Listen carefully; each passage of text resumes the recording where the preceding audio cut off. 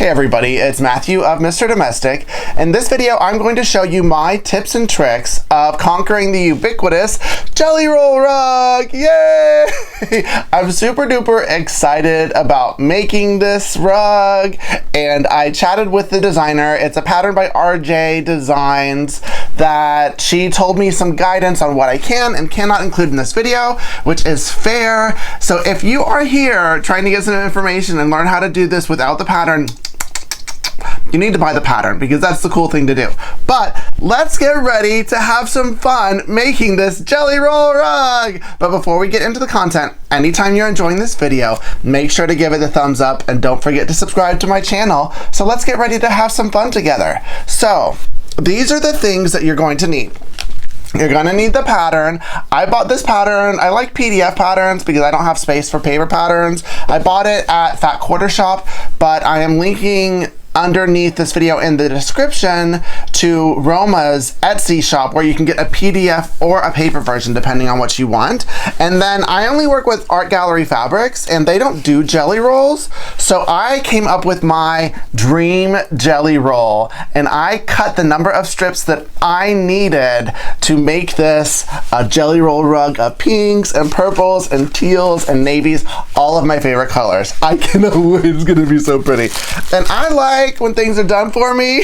I don't like to cut, but you need two of these. These are from Basel. They're katadin on a roll, and this is exactly how much you need. I think there's a little bit too much here, and you're gonna need a denim needle for later. You're not gonna use a denim needle for the original piecing, but later on when you construct the rug, you will. And I am going to use a poly thread. Since this is something you're essentially going to step on, that I feel the durability of poly is really, really critical to making this a lasting piece. So those are my recommendations, and now I'm going to get to stitching. The first thing we need to do is put this jelly roll together. So let's come to Felicia and have some fun. So now it is time for me to sew on Felicia, and I have my jelly roll in the order that I want it. I have it mainly a gradient with some randomness thrown in there. And if you've ever sewn bias tape binding, it's very similar to where you're going to sew the strips on an angle. However, I'm going to chain piece this. And if you don't know what chain piecing is, it's essentially I'm going to continue to sew all of the strips without cutting. It helps with efficiency in this step and then in the future steps. So I'm going to walk you through the first couple in real time. And you're going to sew on a diagonal, and there are two different diagonals you can do, and you might want to test it out the first couple times just to make sure. See, this is the correct diagonal, so you want to start here. If you do the other one, I'm not gonna lie and say I haven't learned that the hard way, then you won't be making strips, so it's where you'll be able to use them. And I've done one, and then chain piecing. See how I didn't cut there? Just gonna go to the next one. And one other kind of tip is if you notice the strips are starting to go around in a circle here, then that means that you're sewing the wrong way.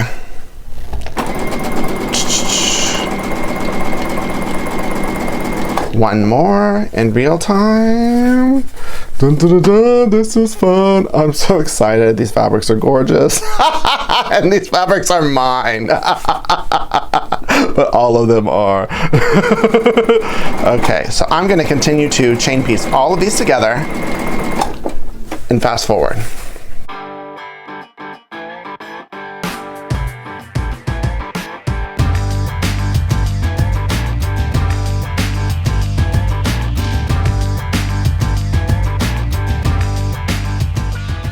Now I am to the last strip, and as you may have noticed, I didn't trim off the selvages because I'm going to trim all this later. I just extend beyond it, and I'll be cutting it off in the next step. So I have finished chain piecing all of the strips together, and now I'm going to snip and snip, and I'll show you how it's super duper efficient now that we have chain pieced it together. Okay, so to those who have never seen chain piecing before, this is it. Essentially, it's like a long string. See, ooh la la. And now I'm gonna bring you to the overhead camera and just show you why this has made it efficient. I have my thread cutters in one hand, I have my scissors in another. And you see essentially what I'm going to do here. There's two steps going on right now. I'm going to trim this to where it's like 1/4 of an inch, and then I'm going to trim that. And you can do both of them at the same time. So you can estimate this, totally fine. Use my thread cutter ring, cut that, move on to the next one. One step that I am cutting out here is the ironing. I don't find this super duper critical for this type of a project, pressing the seams open, because there's a lot of batting and a lot of manipulation of the strips once they're all prepared, and I could finger press them just as easily as I could iron them. So I'm eliminating that step for y'all folks. And then here we go. Not gonna do all of this in real time. Once again, I'll let you see it in fast forward.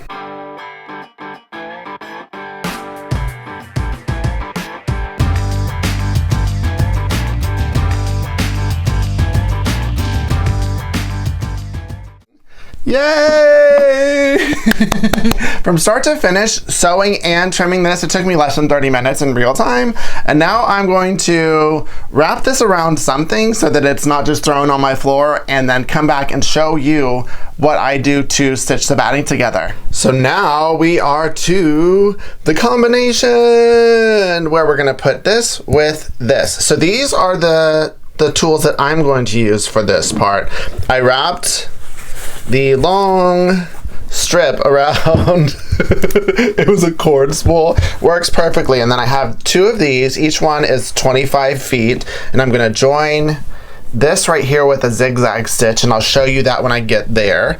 And then I talked about that I'm going to use poly. I'm using Wonderfill. So this is for the top stitch, a Wonderfill Ultima thread. And then these are pre-wound bobbins of Decobob. They're both gray. I love pre-wound. And then for this step and every step moving forward, do not forget a denim or a jeans needle.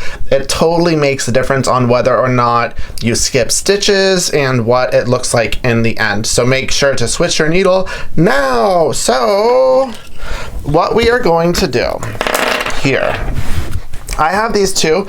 Honestly, once I get to sewing, I'm just going to put both of them on the floor and then just let them go to town. And I am not going to pre-clip this. This is another step that I am going to skip because I can manage this as I go, right? So they're both going to unwind. What we are going to do, and I'll show you this right here. They're both 2.5 inches wide. You're gonna fold them towards the middle, like this, see? Boom, boom. And then fold them over to where it's like that, right? Boom. And you're gonna do that for the entire length of this long jelly roll strip that you made. I'll show you one more time. Boom, boom, boom, see? Boom, boom, boom, boom, boom, boom. Ta-da! So now I'm gonna take this over to Felicia and I'll show you the beginning of the stitching, and then I'll fast forward a little bit. So now I've gotten this started on Felicia. I'm just using regular stitch at a 2.5 length, and I haven't adjusted any of the settings. And about every 6 to 8 inches on here, I'm just manually folding it and stitching. I'm not getting right on the edge. It's probably like 1/8 of an inch over. And I'm gonna do this all the way until I get to the middle, because that's when this roll of batting is going to end. And then I will slow down and show you what I do to secure that, because I really think that's important. But until then, I'm going to fast forward.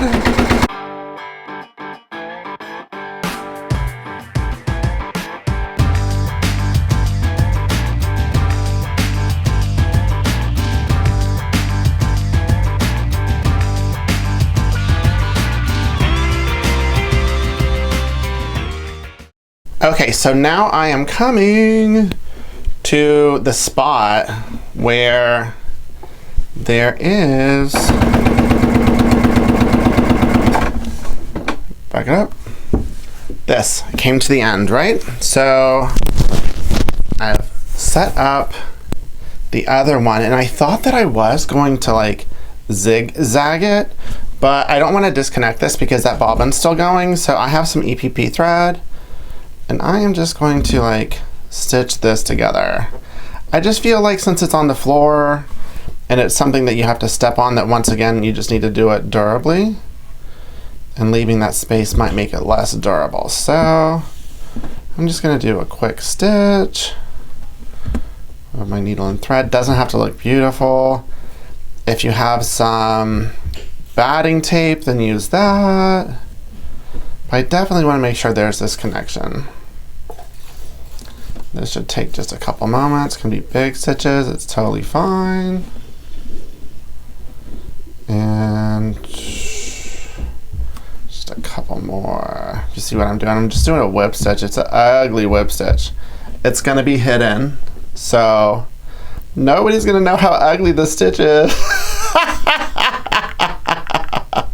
But I definitely want to get this done, because then after this, I want to show you the setup that I have. After about a minute of me stitching and maneuvering the fabric as I went, I was like, I have got to make this better, because the fabric and the batting was like twirling and twisting, and so I tried to figure out a way that would avoid that twisting. So I am going to back it up. See, dun, dun, done. Now I'm gonna back this up. I wasn't prepared for this, so my floor ain't clean. I'm just letting you know. So boom, see, this is just like a hanger, and I took this little bottom part off and I hooked this and this onto there so they rotate with it. And then I just put it, I bent this and I put some duct tape on here, and I made it work. And I got through one of those battings, no problem, good to go, easy peasy. So if you're going to do the method where you're not going to clip beforehand, if you're going to do the Matthew Boudreau, Mr. Domestic method of just like winging it, then definitely do that. It saves so much time and hassle. And so now I get to just continue stitching. And I pulled the camera back also so that you can see more of the maneuvering that I do. I also did a couple different things along the way. I kind of did a hybrid clipping and sewing at first until I got into the groove of things, and then make sure this is all even. This right here, since there's that Frankenstein business going. But see how like every 8 to 12 inches, just do this, and then see, so I'm about 8 inches down, and then I just use my finger to allow everything, now that we're into the groove of it. And then I would say about 30 minutes in is whenever I got into the groove, and this has been flying by ever since I did. So I'm gonna fast forward once again just so that you can see it, but one more time I'll let you see the maneuvering. Get a little closer so you can see that. And if you pull on it a little, like right here, I'm making it a little taut, the rest of it just falls into place. Stitch that once again 1/8. So hopefully those intermission tips have helped you. Now I'm going to fast forward.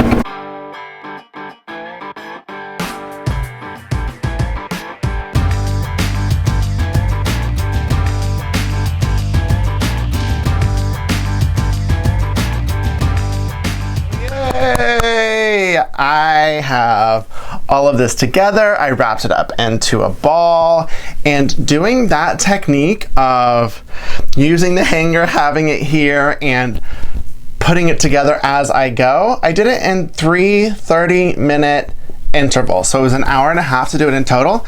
And I quite literally had a camera in between me and the sewing machine.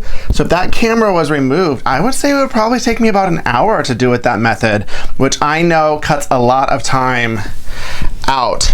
for other people who have made a jelly roll rug. So now I'm ready to go. Have this all rolled up in a ball. So that's the next step before you want to sew it all together. Then I have the zigzag stitch set just like the pattern says. I've begun. There's some nice tips and tricks for the beginning of the jelly roll rug that you need in the pattern, and I'll just show you how I'm going to sew it together and get going. So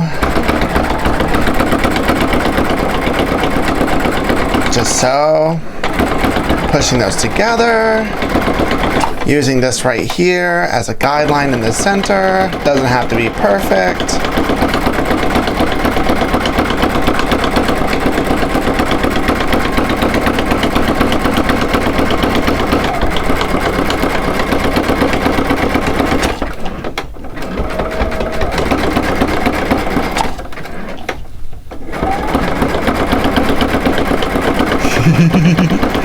And then back up the other side. And as you can see, I have this on the right side. Make sure that this is on the right side of the, what's this called? The mouth? I don't know what that's called. I forget. But if not, then all of the bulk will be on this side. So I'm not going to do this in real time. I'll do it fast forwarded so that you can see the magic unfold.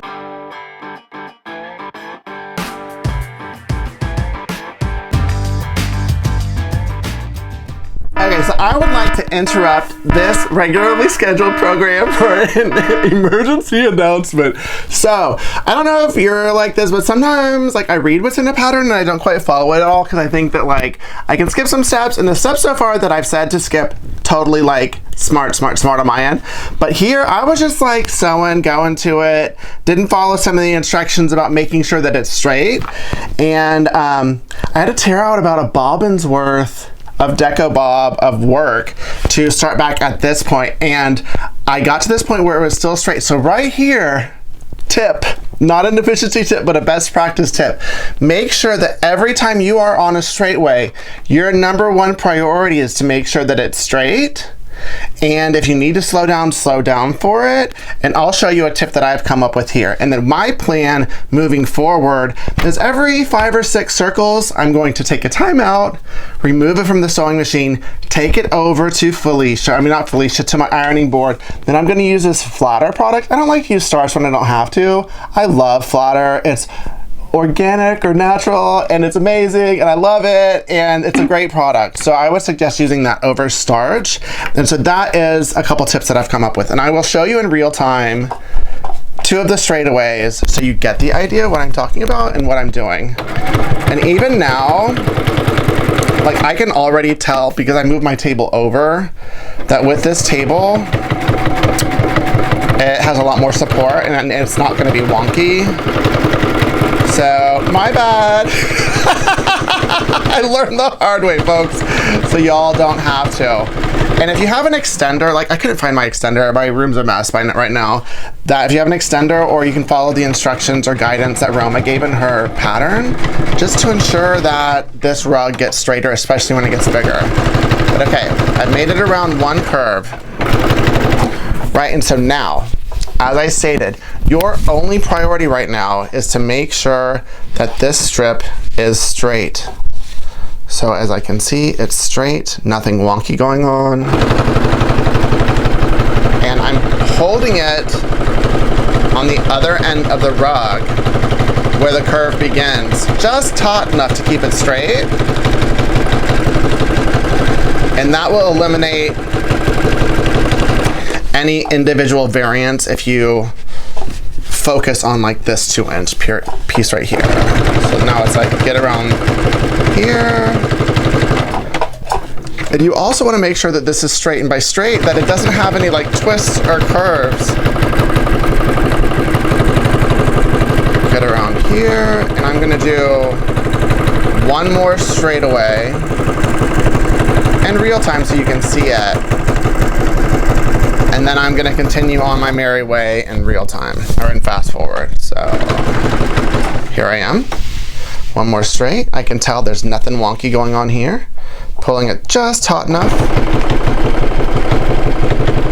So by pulling it taut, but not too taut. I'm ensuring that this new strip is going on straight. And it will naturally eliminate the gap in between those two strips. So that's all you get in real time. Make sure to read the pattern, folks. I'm going to go and fast forward.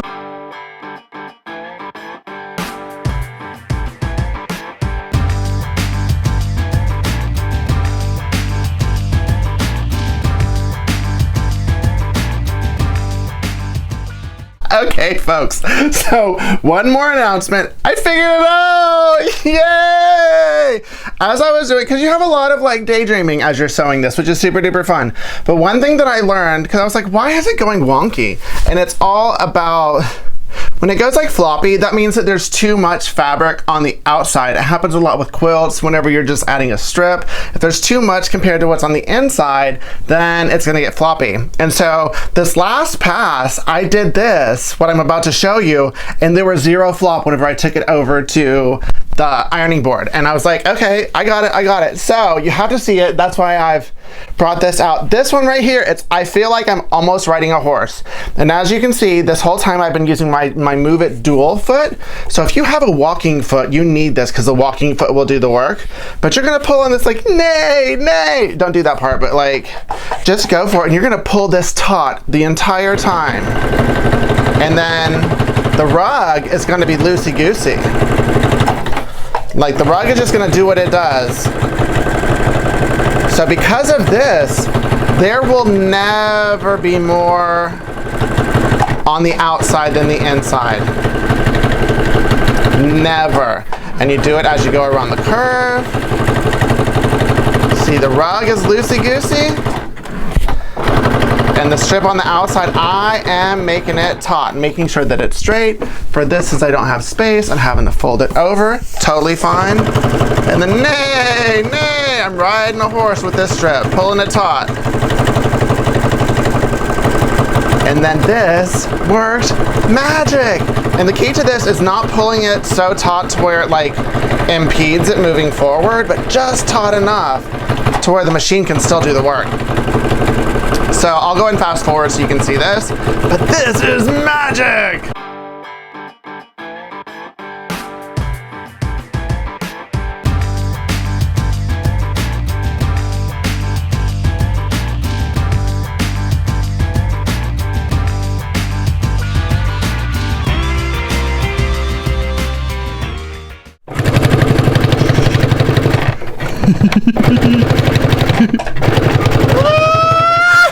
Yes! I am finished! Yeah! Ain't no floppy hat here! I am finished with my Jelly Roll rug. This is amazing. Like legit, this was way more fun than I thought it would be. And I gave y'all a lot of extra tips that I didn't even think about that I learned along the way. So don't let the idea of a Jelly Roll rug limit your fabric selection. That was one of my barriers to doing this, was that I didn't work with Jelly Rolls. Instead, I picked fabrics that I had half-yard cuts of and made it work. So if you enjoyed this video, got some tips or tricks or laughs or laughed at me or with me, then make sure to give this video a thumbs up and don't forget to subscribe to my channel. And in the description underneath, there are links to the pattern, links to my blog post where you can see a full-on version of this and all of the fabrics and notions that I used. So keep it positive, y'all. Mr. Domestic out.